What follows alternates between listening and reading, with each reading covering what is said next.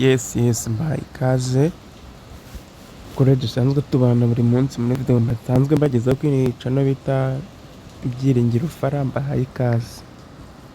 Uyu munsi rero none nje kubabwira kuri filime bita Inzira y'Umusaraba.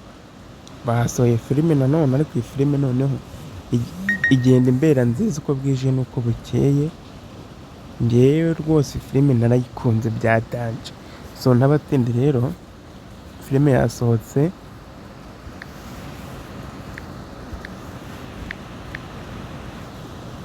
filime yamaze kugeraho, mwagenda mukayireba rero, ndabizi ko namwe mwayikunze.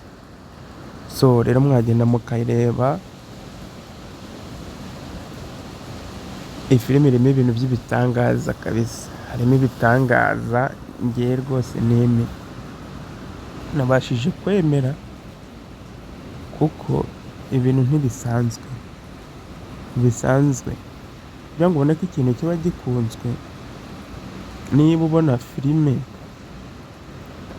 nanjye ndimo ndabona njya mu bintu byinshi, niba ubona filime ukabona filime mu masaha 3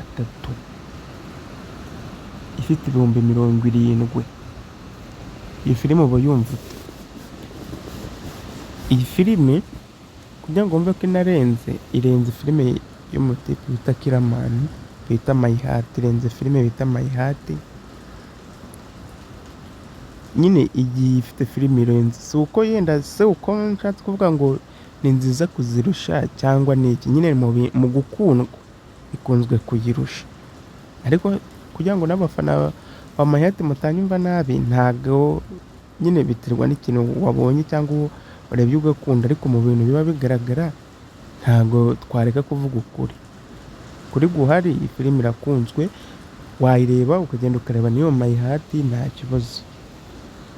So rero ku bantu bashyashya mbahaye ikaze, nawe dusanzwe tubana, uri umuntu w'umugabo cyane. So rero mugende murebe ino filime, ni nziza.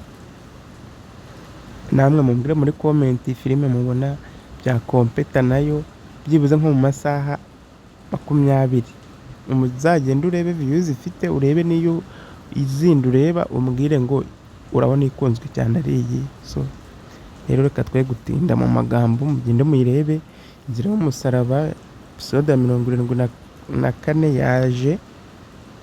N'abatarareba izabanje mugende muzirebe. So ndabakunda rero, bye bye, tubonane muri video itaha. Bye bye.